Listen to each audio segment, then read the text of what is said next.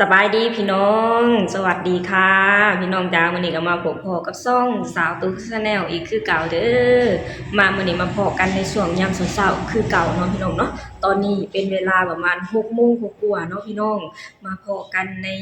ช่วงอากาศเย็นๆพี่น้องมื้อนี้อากาศเย็นสุดๆเลยพี่น้อง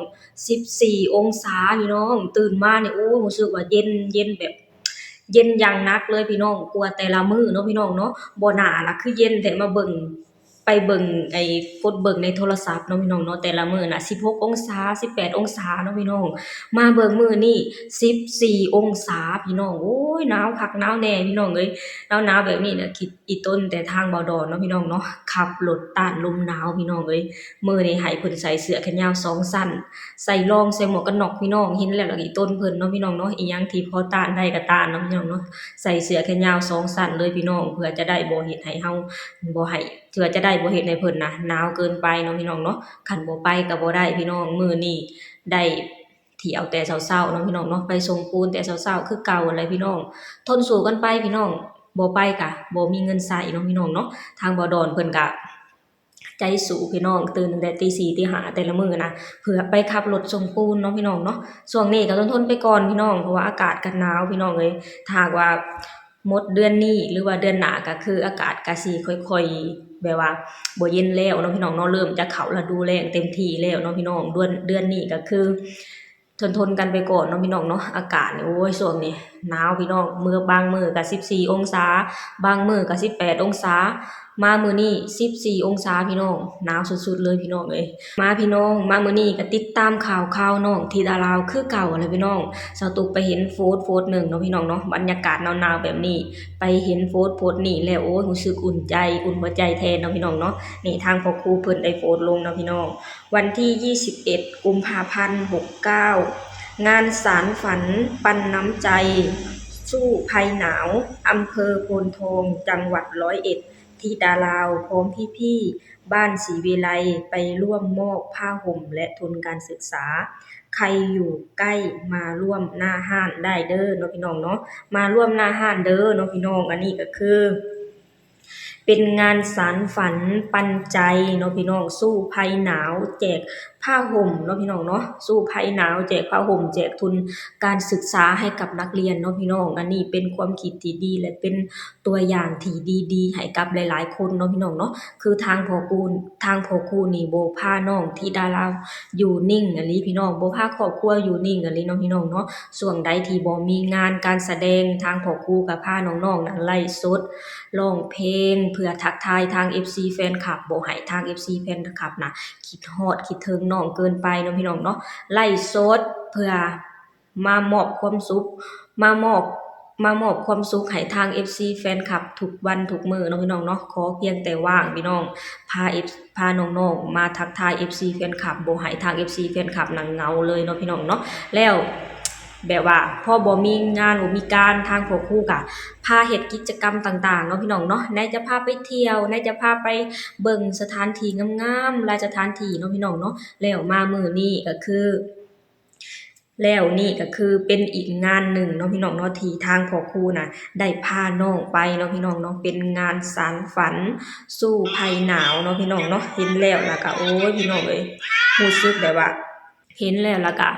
อิ่มบุญอิ่มใจแทนเนาะพี่น้องเนาะแบบว่าทางพ่อครูน่ะบ่พาน้องๆหยุดนิ่งเลยพี่น้องพาน้องพัฒนาทุกสิ่งทุกอย่างเนาะพี่น้องเนาะพัฒนาทางความคิดพัฒนาทางการร้องเพลงพัฒนารอบด้านทุกสิ่งทุกอย่างเลยพี่น้องพาแล้วนี่ก็คือสิ่งหนึ่งที่พาให้น้องๆน่ะพัฒนาเกี่ยวกับความคิดพัฒนาเกี่ยวกับความมีน้ำใจต่อโลกมนุษย์ต่อมนุษย์ด้วยกันเนาะพี่น้องเนาะไผที่ มีอันจะกินไผผีที่มีเงินมีทองก็คือสามารถโอนมาเพื่อช่วยเหลือในการทุนการศึกษาหรือการแจกผ้าห่มในครั้งนี้ได้เนาะพี่น้องเนาะโอ้ยพี่น้องเห็นแล้วก็อิ่มบุญเนาะพี่น้องเนาะมาพี่น้องเดี๋ยวเรามาอ่านคอมเมนต์กันเนาะพี่น้องว่ามีทาง FC แฟนคลับน่ะเม้นต์มาแบบใดแหน่เนาะพี่น้องเนาะนี่พี่น้อง ทุนการศึกษาจานภูอ้วนขึ้นน้อยอ้วนขึ้นอ้วนขึ้นน้อยหนึ่งหมายถึงน้องธิดาบ่พี่น้องภาพนี้สวยมากนี่พี่น้อง สุดยอดไปเลยเป็นกำลังใจให้อีหลายินดีนำหลายๆเด้อขอสาธุ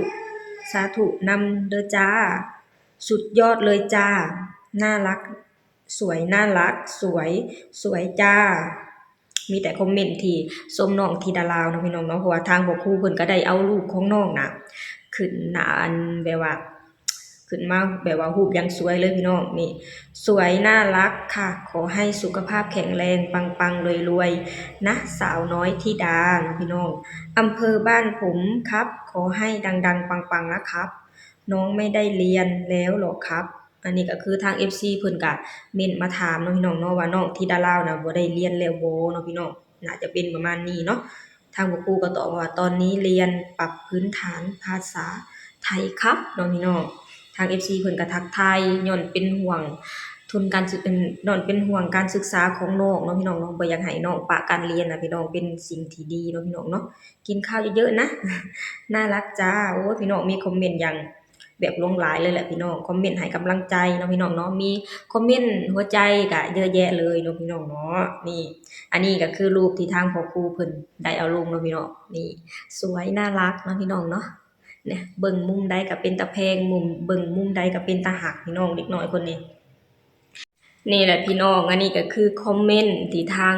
FC แฟนคลับส่งมาให้กำลังใจแล้วก็ส่งมาทักทายมาถามเนาะพี่น้องเนาะการ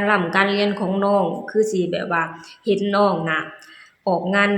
านตลอดเนาะพี่น้องคือแบบว่าเป็นห่วงการศึกษาของน้องอะนะว่าบ่อยากให้น้องน่ะปะการศึกษาเนาะพี่น้องเนาะแล้วสตุ๊กก็เชื่อได้เลยว่าทางพ่อครูน่ะเพิ่นก็จะจัดแจงเวลาให้กับน้องอย่างดีเลยเนาะพี่น้องเนาะเพราะว่าทางพ่อครูเพิ่นก็แบบว่า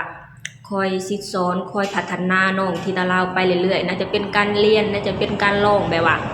สอนแบบว่าให้น้องน่ะเรียนรู้ควบคู่กันไปเนาะพี่น้องเนาะอันนี้ก็คือแบบว่าเห็นแล้วก็ขอบคุณทาง FC แฟนคลับเนาะพี่น้องที่เป็นห่วงการศึกษาของน้องเนาะพี่น้องเนาะนี่แหละพี่น้องคือวันที่21เดือนหน้านี่เนาะพี่น้องเนาะน้องเองก็ได้ไปอยู่ที่งานสานฝันปันน้ำใจ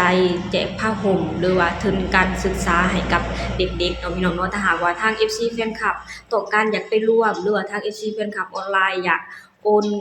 มาลัยออนไลน์หรืออยากโอนทุนการศึกษาให้กับเด็กๆก็สามารถโอนไปหรือว่าไปร่วมงานค่ะกับพ่อครูศรีวิไลได้ในเดือนหน้าเนาะพี่น้องเนาะโอเคพี่น้องสำหรับคลิปนี้สตุ๊กเองก็จะขอจบลงเท่านี้ก่อนเด้อฝากให้พี่น้องช่วยกดไลค์กดแชร์กดติดตามให้ช่องสาวตุ๊ก Channel นี่เด้อสบายดีสวัสดีค่ะคนหน่อยตื่นแล้วพี่น้องหอบทุงแม่มาว่าซั่นบ๊ายบาย